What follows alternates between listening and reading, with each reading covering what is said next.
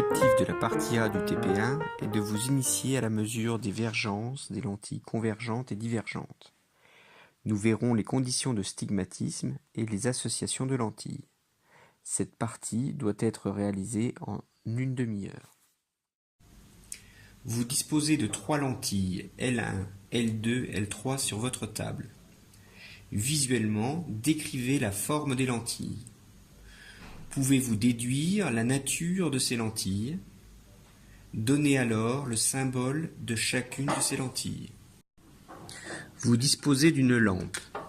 À l'aide d'un cache, vous réalisez ici 2 faisceaux de lumière parallèle. Donc ces rayons parallèles vont correspondre à un objet situé en l'infini.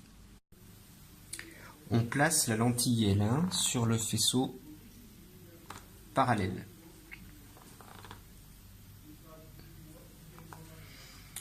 L'image optique est déterminée par l'intersection des faisceaux qui émergent de la lentille. Donc typiquement en ce point. Compte tenu que l'objet est en l'infini, comment va s'appeler ce point particulier? Vous observez ici que l'image est réelle puisque les faisceaux optiques se coupent visuellement. On va appeler F'1 le point d'intersection, ici qui correspond à l'image. On va appeler O1 le centre de la lentille, ici.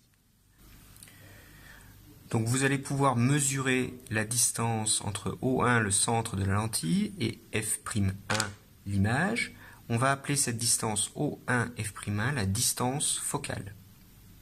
Donc vous allez pouvoir mesurer cette distance focale avec votre réglet, et si vous prenez l'inverse de la distance focale, vous allez obtenir la vergence qui s'exprime en dioptrie. Attention de bien mettre O1 F'1, de bien l'exprimer en mètres.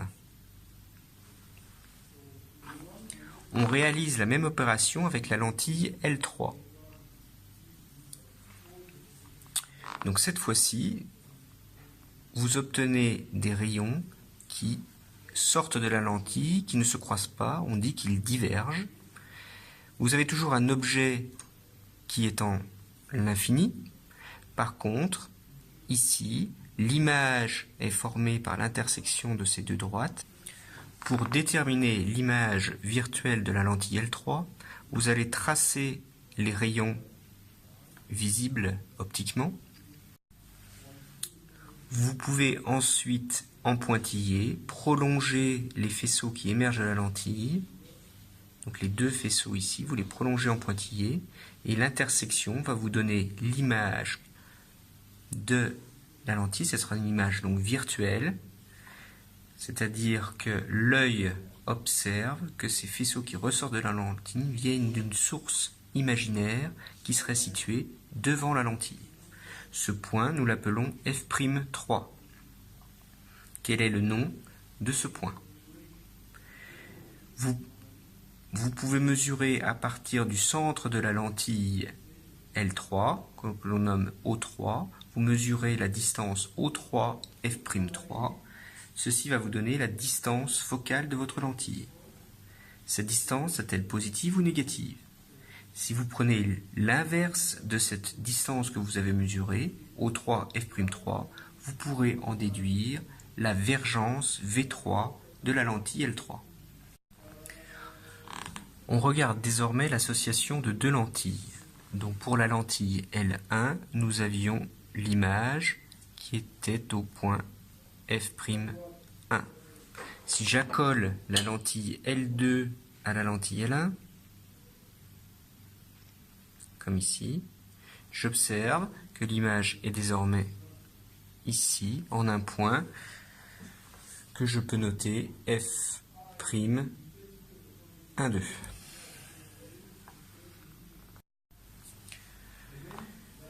Si on appelle O le centre des 2 lentilles L1 et L2, et F'1, 2 la nouvelle image associée à la lentille, vous pouvez mesurer la distance O F'1, 2, qui vous donnera la distance focale. Si vous prenez l'inverse, vous aurez la vergence de l'association de ces deux lentilles. On vous demande ici de comparer la vergence V1,2 obtenue avec les deux vergences séparées, V1 et V2. On peut répéter l'opération en associant cette fois-ci la lentille L1 avec la lentille divergente L3. Nous avions ici un objet qui était formé à l'infini et une image où vous avez des faisceaux de lumière parallèles, c'est-à-dire que l'image se forme dans l'infini. Pourquoi appelle-t-on ce système afocal? Donc vous voyez que ceci ne dépend pas du sens de l'orientation des lentilles et former une lame à face parallèle.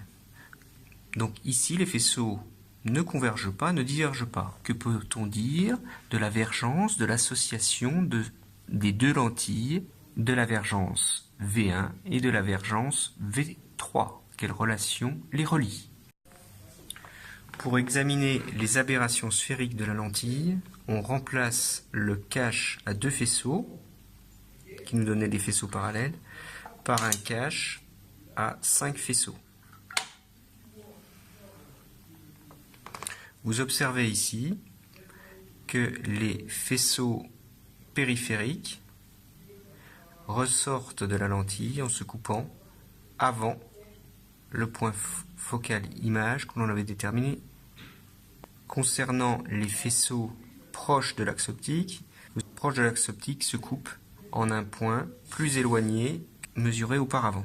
Ça va être le rôle du diaphragme, c'est-à-dire ce diaphragme va pouvoir supprimer ces faisceaux ici. D'un cache avec 3 faisceaux, vous observez qu'on est bien dans des conditions de stigmatisme. L'image d'un point est un point.